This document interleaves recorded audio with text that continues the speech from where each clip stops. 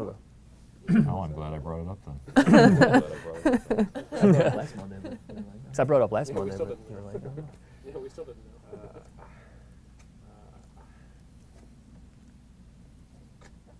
Okay. Gosh, this looks so long, but okay. Gosh, this looks so long. That's falling out the frame. That's falling. Okay. What do you want to do? You like this? You want to do it? You like this? The end, you should just all tip out. All right, I'll second. What's going on, everyone? Welcome to this new edition of What's going on, Inside everyone? the Huddle Welcome to right this here new on edition High of School Inside Cube the Huddle News. right here on Brian High School back Cube again. News. Brian Chimino with you back again. What's going on, everyone? What's going on, everyone? It's okay. This is for the outtakes.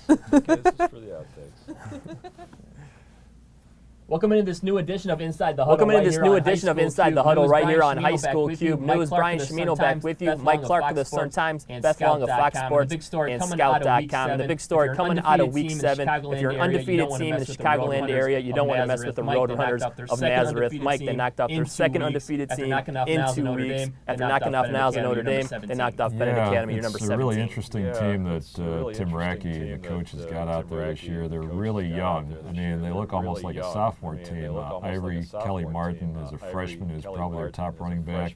They got a couple of other sophomores who are big contributors for them. You know, they had some struggles early. They lost 42-0 to Joliet Catholic, and a lot of people probably wrote them off then. But you know, then they had a tough game against Marist. They lost that game, but they were a lot more competitive, and then knocked off Notre Dame and Bennett the last 2 weeks, which is really impressive.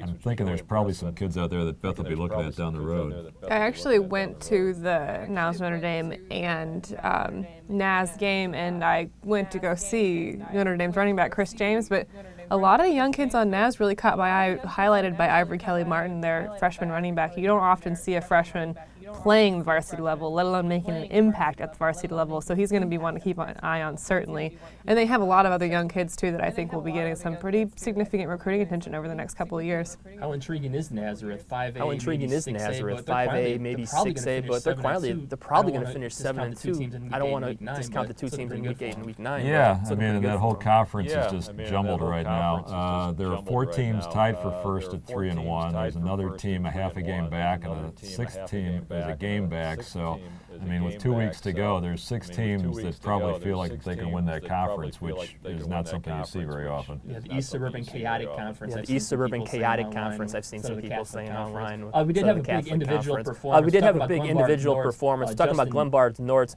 Justin. I almost said Johnson.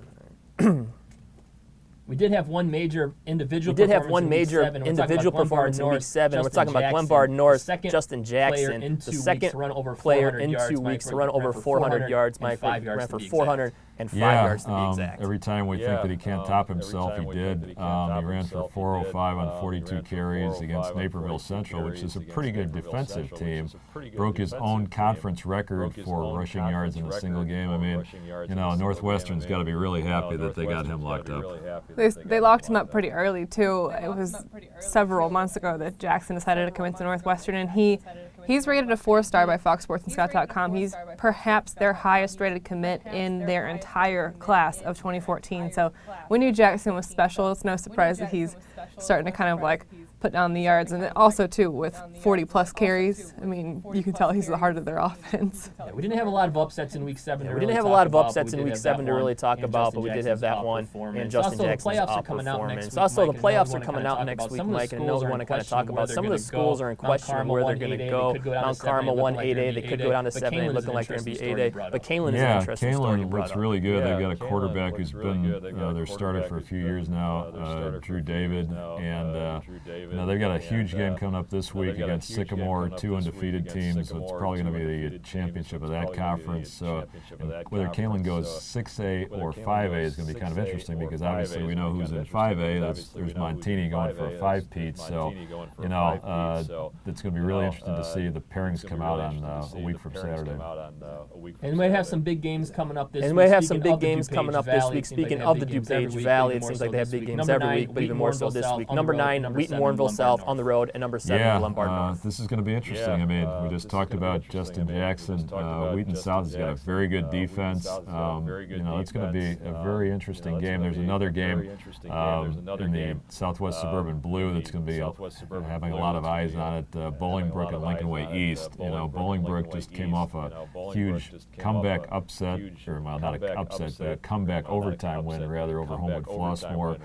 Lincoln Way East only loss was to Homewood Flossmoor, so that's going to be another one to watch too. And also in the DuPage Valley, number 17. And also in the DuPage Valley, number 17. And also another one of the big. Another big one in the DuPage Valley. And also another big one in the DuPage Valley, number 17, Naperville Central on the road, and number 12, Wheaton North. Again, Naperville Central's lost a couple of games in a row now to Wheaton South and to Glenbard North. This is a tough one. I mean, it's a really tough stretch for several of these teams. Naperville Central against Clayton Thorson, that's going to be an interesting matchup. Certainly, Naperville Central has a young 2015, junior linebacker, Bobby McMillan, who's starting to get some interest, and it'll be interesting to see how well he can do against a quarterback like Clayton Thorson, who's going to throw the ball quite a bit. And I know McMillan has had several pretty big picks this season so far, so like you mentioned earlier, Naperville Central's defense is maybe the calling card of the team, and the opposite for Wheaton North, so should certainly be a very good matchup. Beth, let's keep it with you. Any recruiting Beth, notes let's keep it with you. Probably the biggest recruiting note is Oak Park River Forest senior wide receiver Simi Cobbs got his first offer from Purdue. The same day received an offer from Eastern Illinois. That's the way recruiting works sometimes. You have no offers, all of a sudden get the first one, and you have tons of people in schools come in and be interested in you and offer you. So his recruitment is probably going to take off in the next couple of weeks. And that'll pretty much do it for this edition of Inside the Huddle right here on High School Cube News. Check back later in the week for Beth Long's MVP Actually, Simi Cobbs, so you get to know him a little bit more before his recruitment, starts rolling out of control. So check back in a couple days for that. Also check back for check back for Mike Clark's rankings and other columns right here on High School Cube News. Brian Chimino, Mike Clark, Beth Long. We'll see you guys next week. Was that like 2 minutes long?